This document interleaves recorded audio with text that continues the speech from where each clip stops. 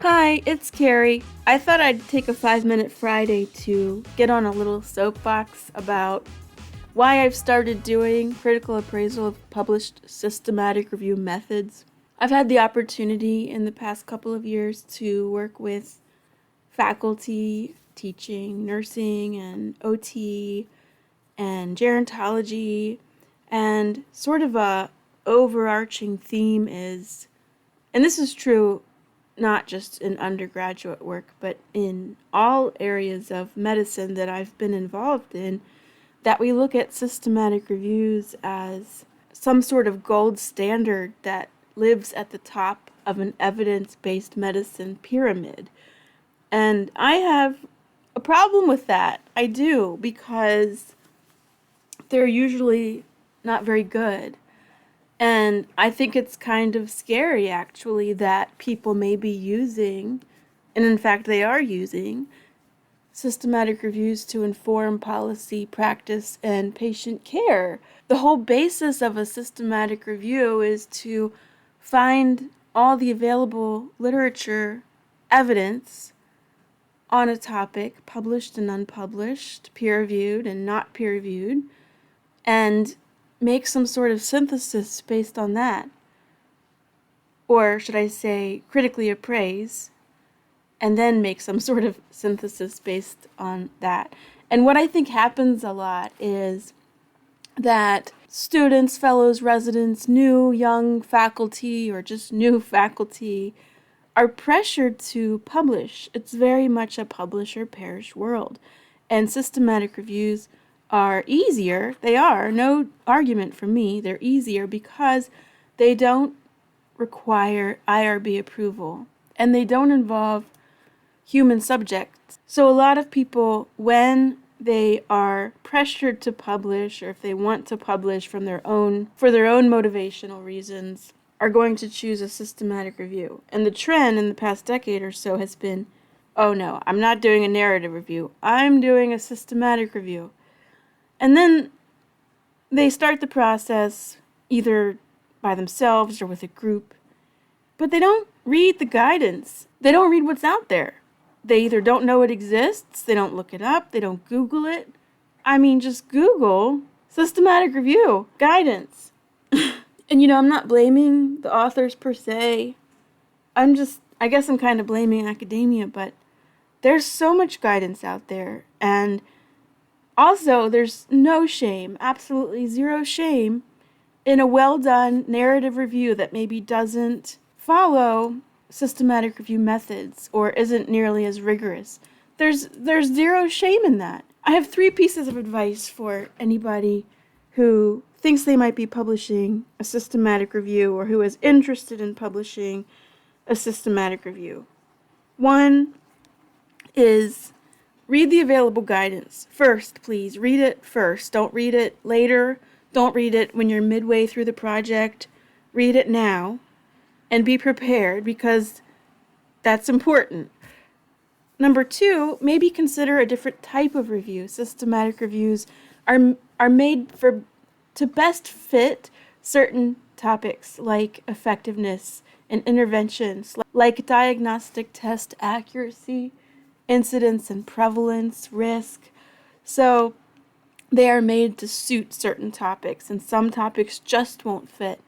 And the 3rd piece of advice I have would be maybe to consider a narrative review, because there's no shame in that.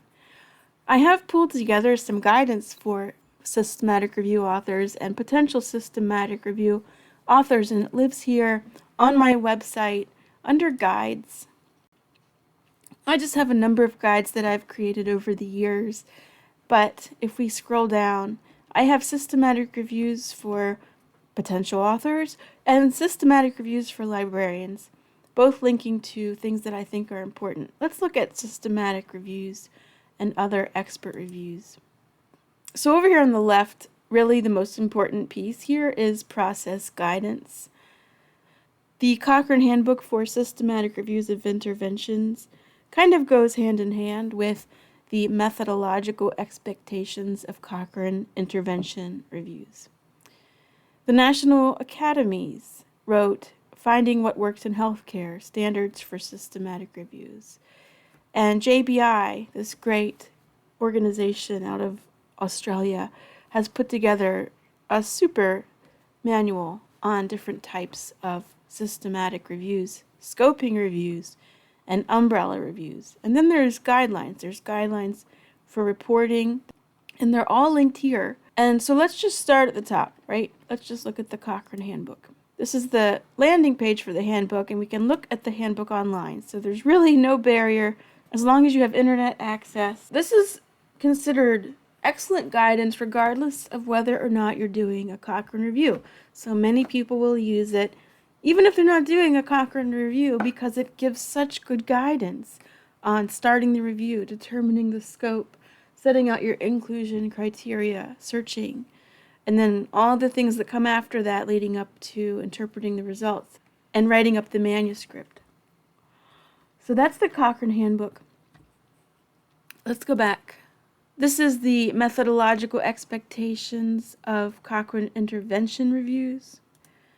And it just is, there's a PDF version for the latest update, and it's pretty much a checklist.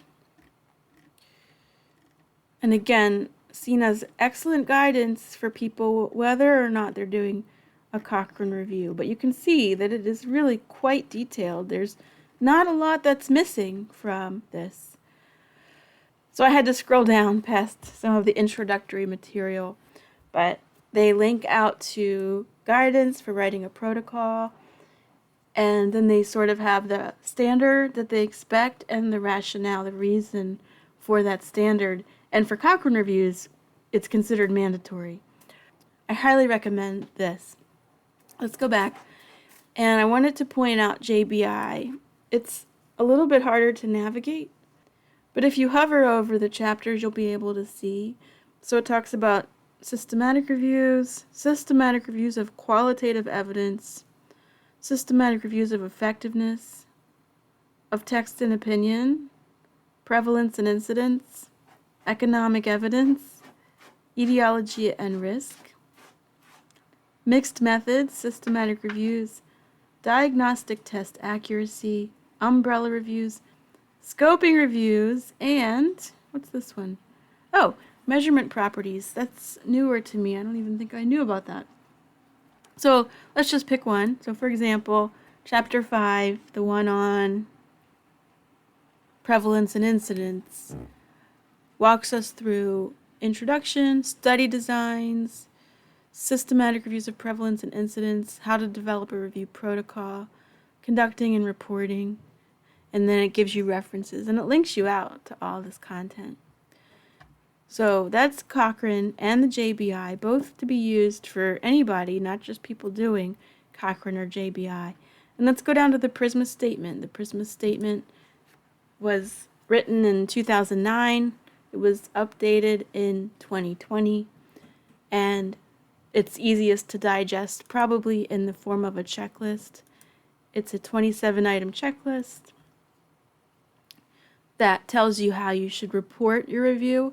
Notice there's nothing here to tell you how to methodologically conduct your review, only to report it. And that's all we want you to use it for reporting. And so let's scroll through to item 27. So ideally, your systematic review would be broken up into these sections or categories and would touch on each of these items for reproducibility and transparency. Prisma also has a number of extensions. You'll hear me talk about them a lot. They're here. There's an extension for abstracts. Let's look at that. How to write your abstract. There's even a checklist for it. It's a 12-item checklist that just asks you to report specific things in your abstract and maybe to structure it like this. There's the Prisma protocol checklist extension, and that is also super because you really should be writing a protocol and registering it prior to the work involved in your systematic review. 17 items, not so difficult, even just telling you how to name it. Okay, and the last one I wanted to show you, well, there's scoping reviews. That's a great one, but let me show you the searching one. We'll go over this in greater detail on my channel, so please do like, share, and sign up for notifications and subscribe. And this is the search extension. So there are 16 items that detail how you should report your systematic review search, which is kind of like, not kind of like, it kind of is the basis for your whole review. And that's why I care. That's why I care, because people are looking at these as gold standards, and then we have like somebody searching with one term on Google, and that's not it. That's not the way to do it. So please visit any of these websites, visit my website to get linked out to some of this content. And make sure that you're reading it before you start. Just make sure that you have some idea of what's involved before you start. Thanks for listening to my little rant, and I'll see you next time.